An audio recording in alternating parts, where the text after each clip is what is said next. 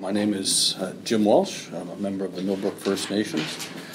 I have a degree in engineering and a diploma in surveying. I spent over 20 years in offshore construction and installation projects, largely in the oil and gas industry. So I've seen the effects of oil and gas exploration excuse me, and exploitation around the world.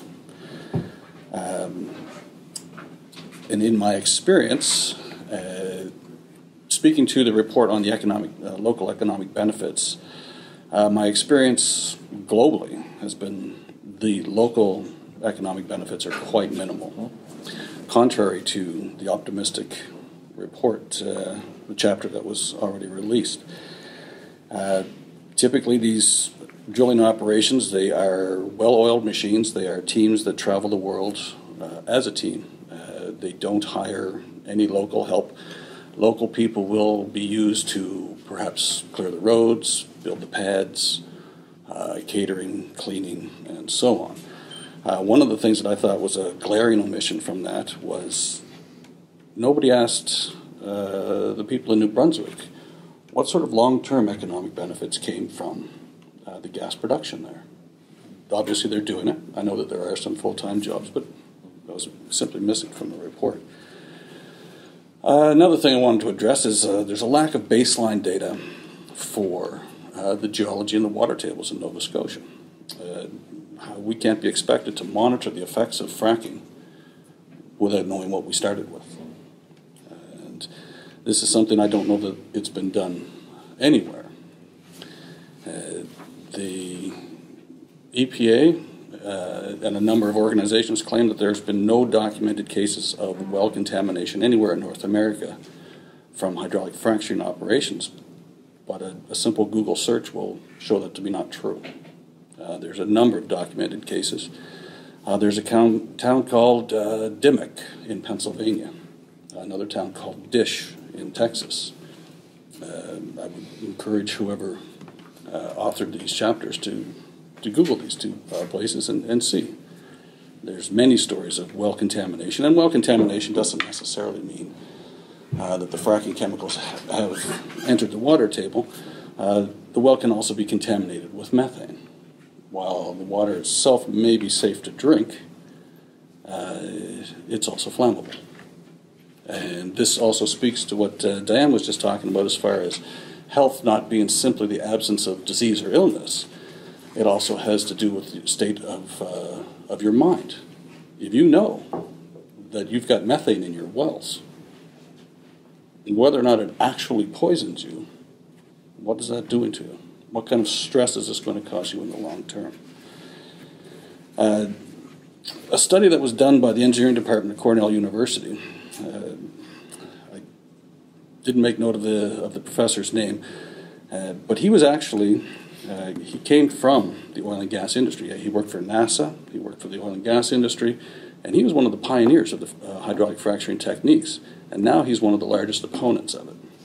But in that study, it shows that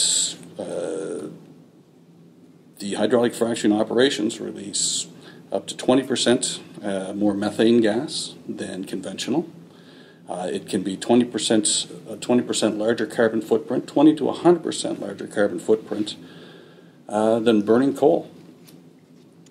These weren't addressed in the chapters that were released either.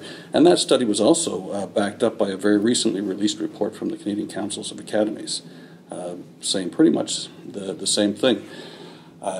Very little research has been done into the overall effect of fracking process and the amount of diesel that's burned on site to perform the fracking, to build the sites, the amount of methane that's released during the fracturing process, and that leads to the topic of well integrity. No engineer in the world is going to give you a 100% guarantee on anything. I can guarantee that. But so you can expect some failures. Common sense dictates that over time, cement is going to degrade. And again, there was no mention of well monitoring after it's been abandoned. Will there be well monitoring? And if so, how long is this going to go on for? In 100 years' time, is this company still going to be responsible for monitoring the effects of the well that's been exhausted? 200 years' time. The same emissions are going to be coming out of it in 200 years' time as comes out of it today. But there's no mention of this. It's a very, very young industry. There is no long-term data on the effects of this. I'm not aware of any proven safe method of disposing of fracking wastewater. The fracking wastewater contains all kinds of contaminants, not just the chemicals that they use to make their slick water, but the natural occurring radioactive materials that come out, the salts that come out. There's no approved safe method for disposing of these waters. Now, one of the things that is used in the U.S., and I believe was discussed about using in Nova Scotia, is just to re-inject it into deep wells. But I read in the report that they said that the geology in Nova Scotia is not conducive to deep water re-injection. And that kind of begs the question, if it's not safe to put it back in the ground, what makes it safe to put it in the ground in the first place? What is it about the geology that makes it not conducive to a deep water re-injection?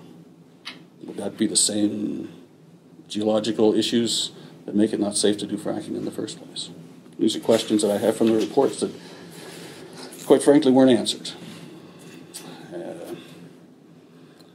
I'm not sure if the law has been changed on these fracking companies or oil and gas companies having to disclose the chemicals.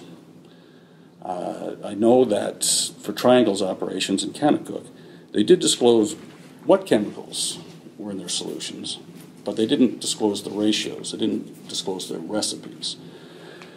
And I do understand the importance to these organizations of keeping their proprietary secrets secret. But their operations affect a lot more than just their shareholders. They affect us all. And we all have the right to know, what is it that they're putting in the ground? What is it that they're using to extract this oil and gas? Another thing that wasn't mentioned is tracing fluids. This claim that there's been no well contamination due to the fracking process, with a benign tracing fluid, it would be, and baseline data, it would be a fairly easy exercise to say, well, yes, it's here, or no, it isn't here. But there's no mention of tracing fluids anywhere in any of the reports. Let's see, Dr. Lisa McKenzie. She's a researcher. She has a PhD. She's a researcher for the Colorado School of Public Health.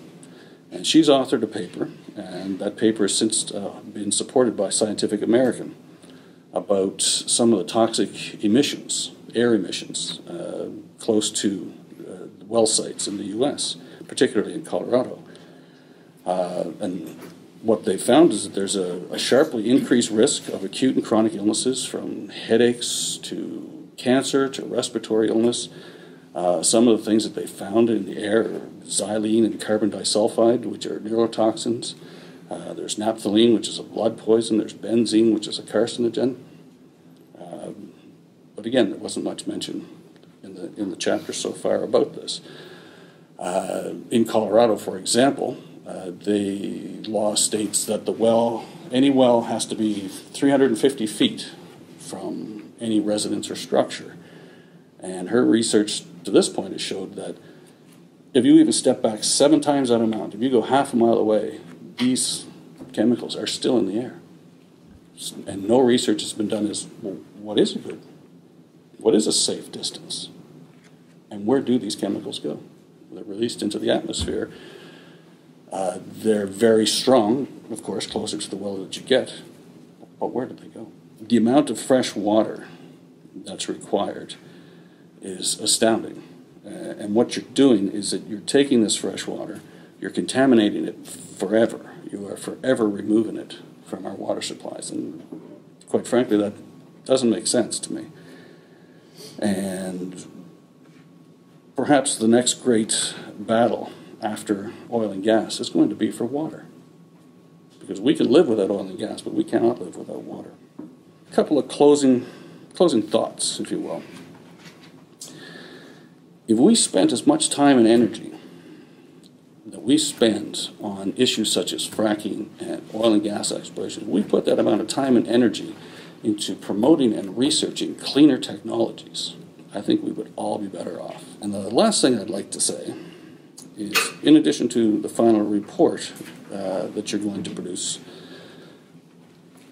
there hasn't been any discussion about just asking the people. Ask the people of Nova Scotia, do you want fracking or not? And if the recent polls nationally show that 2/3 of Canadians are against fracking, if it turns out that 2/3 of people in Nova Scotia are against fracking operations, we live in a democracy. Should we not be enforcing the will of the people? Thank you.